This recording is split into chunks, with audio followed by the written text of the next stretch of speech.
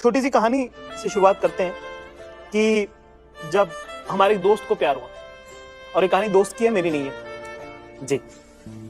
तब उन्होंने क्या क्या महसूस किया, तो उनकी एक बार एक डायरी मेरे हाथ लगी, तो उनकी डायरी में से मेरे दोस्त की, मैं नहीं, में से जो जो भी मुझे मिला वो मैं पढ़ पढ़ के आपको सुना रहा हूँ। जो जो मुझे याद है वो मैं आपको बताता हूँ। तो जो पहला शेर था, मेरे ख्याल से जब उन्होंने पहली बार देखा होगा उनको, तो वो उसमें कहा कि वो तितली की तरह आई और जिंदगी को बाग कर गई, कि वो तितली की तरह आई और जिंदगी को बाग कर गई, मेरे जितने नापाक थे इरादे उन्हें भी पाक कर गई। कि किसी का जिस प्रेजेंस ऐसा होता है ना कि इससे लाइट हो जाती है कि अरे हाँ, कि किसी शख्स के बारे में आप कुछ और सोच ही नहीं सकते। वो इतना प्लेटोनिक है वो प्यार, वो इतना प्योर हो जाता है कि आपको कोई और ख्याल ही नहीं आता। इसीलिए शेर है कि वो तितली की तरह आई और जिंदगी को बाग कर गई, मेरे जितने नापाक थे इरादे उन्हें भी पाक कर गई। तो जब थोड़ी बात होने लगी, जब थोड़ी बातचीत होने लगी, उन्होंने अपनी तरफ से हिंट दी होंगी, उन्होंने पता नहीं कितनी उठाई कितनी नहीं उठाई, तो उसके लिए एक शेर, एक मतलब ये है कि बहुत मासूम लड़की है, कितनी बहुत मासूम लड़की है, इश्क की बात नहीं समझती, जाने किस दिन में खोई रहती है मेरी रात नहीं समझती। कि बहुत मासूम लड़की है, इश्क की बात नहीं समझती, जाने किस दिन में खोई रहती है मेरी रात नहीं समझती। और हाँ सही बात है तो कहती है। देखिए बातचीत इनकी चालू हो चुकी है अपनी, कि हाँ सही बात है तो कहती है, अल्फाज समझ लेती है, जज्बात नहीं समझती। अब क्या कि जब इंसान को प्यार होता है ना, तो वो हर चीज लिखना चाहता है कि यहाँ लिख दूं, वहां लिख दूं, वहां लिख दूं। इसमें सबसे ज्यादा जो गलत इस्तेमाल होता है वो किसी नोटबुक का आखिरी पन्ना है। तो उसके लिए एक शेर कहा है कि हर एक नोटबुक के पीछे कुछ ना कुछ खास लिखा है, कि हर एक नोटबुक के पीछे कुछ ना कुछ खास लिखा है, कुछ इस तरह से मैंने तेरे मेरे इश्क का इतिहास लिखा है। कि हर एक नोटबुक के पीछे कुछ ना कुछ खास लिखा है, कि हर एक नोटबुक के पीछे कुछ ना कुछ खास लिखा है, कुछ इस तरह से मैंने तेरे मेरे इश्क का इतिहास लिखा है। और तुम दुनिया में चाहे जहां भी रहो, कि तुम दुनिया में चाहे जहां भी रहो, अपनी डायरी में तो मैंने तुम्हें पास लिखा है, हर एक नोटबुक के पीछे कुछ ना कुछ खास लिखा है। साहब कहानी बड़ी, थोड़ी बातचीत और बड़ी उनकी, थोड़ा इश्क और पनपा, तो शायद मेरे ख्याल से हो गया होगा थोड़ा सा मामला सेट। तो उस वक्त शेर का है कि बताने की बात तो नहीं है पर बताने दोगी क्या, कि बताने की बात तो नहीं है पर आप बताने दोगी क्या, इश्क बेपनाह है तुमसे एक बार जताने दोगी क्या।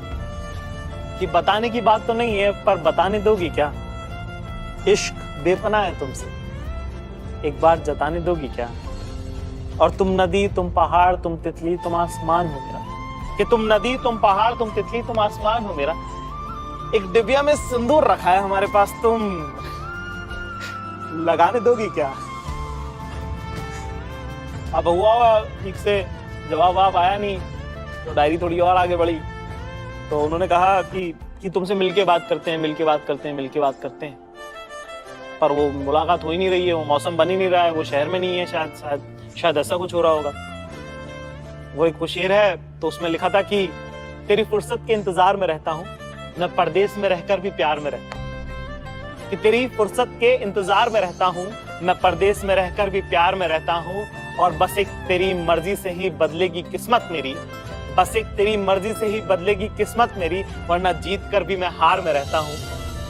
तेरी फुर्सत के इंतजार में रहता हूँ, मैं परदेश में रहकर भी प्यार में रहता हूँ। फिर क्या होता है कि जिंदगी में सब कुछ जो आप प्लान करते हैं जरूरी नहीं कि वैसा ही,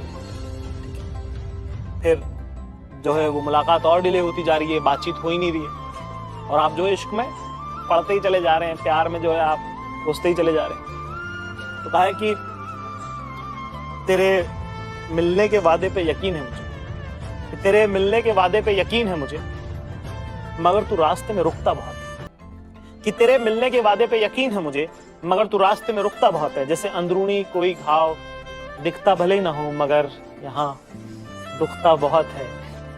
कि तेरे मिलने के वादे पे यकीन है मुझे, मगर तू रास्ते में रुकता बहुत है, जैसे अंदरूनी कोई घाव दिखता भले ना हो मगर यहाँ दुखता बहुत है। और मुझे गुड नाइट कहने के बाद भी ऑनलाइन रहना तेरा, कि मुझे गुड नाइट कहने के बाद भी ऑनलाइन रहना तेरा, समझा लेता हूँ खुद को मगर इधर चुपता बहुत है। तेरे मिलने के वादे पे यकीन है मुझे, मगर तू रास्ते में रुकता बहुत है। अभी तो लॉकडाउन में ये प्रॉब्लम हो गया ना कि सब कुछ फोन पे ही है, सब कुछ वीडियो कॉल पे ही है, और कई बार ये होता है इतना ज्यादा प्रेशर है प्यार के प्लेटोनिक होने पे कि कुछ और हो ही नहीं पाता उसमें।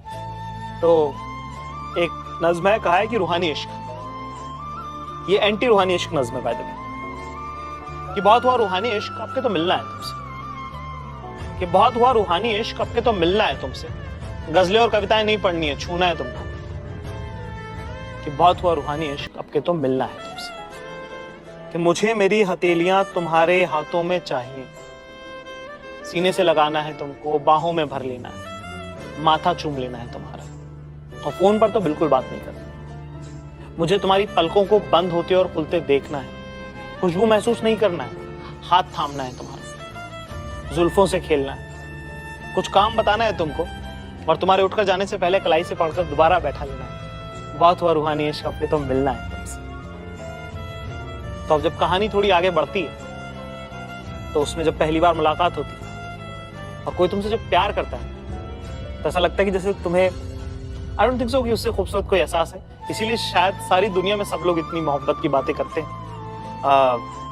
तो सब लोग मुझे कहते हैं कि अरे आप बड़े सख्त लौंडे हो, ये हो फलाने का। मैं कहना चाहता हूँ कि साहब बहुत पिघले तब जाके सख्त हुए, ठीक है। तो ये पिघलने की कहानियां हैं जो आपको सुना रहा हूँ। कहा है कि मुझे दोजख से उठाकर जन्नत के साथ रख दिया, कि मुझे दोजख से उठाकर जन्नत के साथ रख दिया, उसने शर्ट पर चूमा और फिर गाल पर हाथ रख दिया, कि मुझे दोजख से उठाकर जन्नत के साथ रख दिया।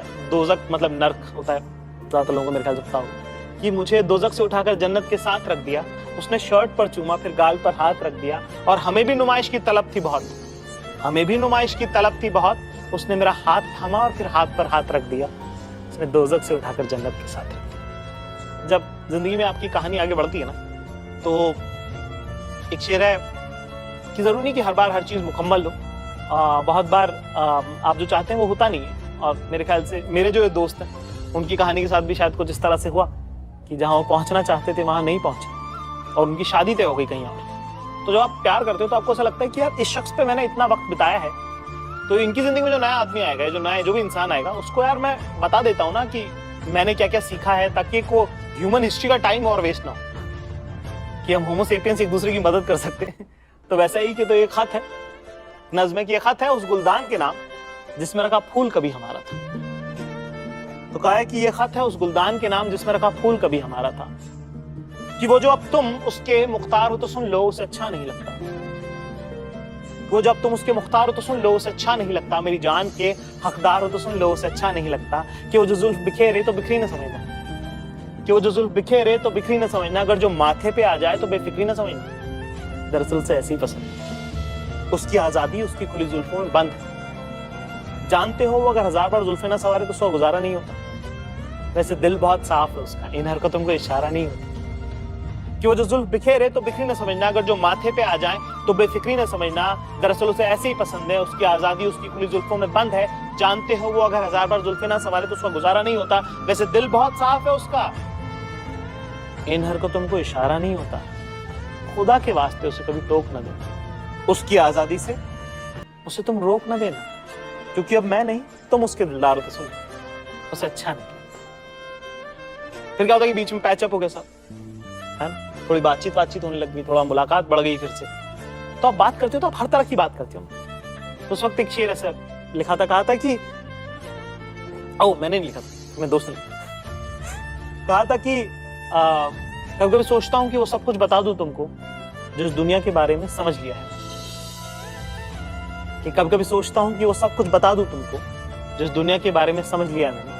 फिर सोचता हूं कि क्या करोगी जानकर, हम दोनों के हिस्से का तो समझ लिया है ना मैंने। तुम तो ये बताओगे सुर कहां से लिया तुमने। और क्या होता है कि कई बार आपने किसी शख्स पे इतना वक्त लगाया है और वो ऐसे बिहेव करेंगे जैसे कुछ हुआ ही नहीं था, मतलब कुछ इतना खास गुजरा नहीं है। तो उसी बात के लिए एक शेर कहा था कि वो रिश्ता मेरे लिए 2 का पहाड़ा, जैसे 2 1 2 2 2 कि वो रिश्ता मेरे लिए 2 का पहाड़ा और उसके लिए 17 का टेबल हो गया। कि वो रिश्ता मेरे लिए 2 का पहाड़ा, उसके लिए 17 का टेबल हो गया है। उसे याद दिलाना पड़ता है, मुझसे भूला नहीं जाता। फिर क्या होता है कि आप 2 लोग जब होते हैं रिश्ते में, तो वो जो है आसमान में आंख बंद करके उड़ने की तरह होता है, ठीक है। एक दूसरे पे उतना भरोसा आपको करना पड़ता है। और ऐसे में अगर एक शख्स आंख खोलकर लेफ्ट टर्न ले ले तो बहुत दिनों बाद आपको पता चलता है, ठीक है, कि उन्होंने जिंदगी में अलग फैसले लिए और वो आगे बढ़ गए। कई बार ये भी होता है कि जब आपका ब्रेकअप होता है, व्हेन यू गेट डम्प्ड, है ना, you the last person to know that you are going to get up. तो उसी एहसास के साथ एक शेर लिखा है, कहा है कि ख्वाबों की दीवार भरे बाजार में टूटी देखी, ख्वाबों की दीवार भरे बाजार में टूटी देखी है, मैंने अनजान बुलेट के बगल में तेरी स्कूटी देखी है। और जब पहली बार आप ऐसा कुछ देखते हो तो आपको बड़ा गुस्सा आता है। उस वक्त एक नज्म मैंने कही थी जो बहुत, मैं आज पूरी तो नहीं पढ़ूंगा, थोड़ी सी पढ़ता हूं। कहा था कि मेरे कुछ सवाल हैं जो सिर्फ क़यामत के रोज पूछूंगा तुमसे, कि मेरे कुछ सवाल हैं जो सिर्फ क़यामत के रोज पूछूंगा तुमसे, क्योंकि उसके पहले तुम्हारी और मेरी बात हो सके इस लायक नहीं। आगे की नज्म कहीं और ढूंढ लीजिएगा आप। उसके बाद अगला शेर पढ़ना। हर बार आपको ऐसा लगता है कि क्योंकि इमोशंस है ना, कभी आपको बहुत प्यार आएगा, कभी बहुत घृणा होगी, कभी गुस्सा आएगा।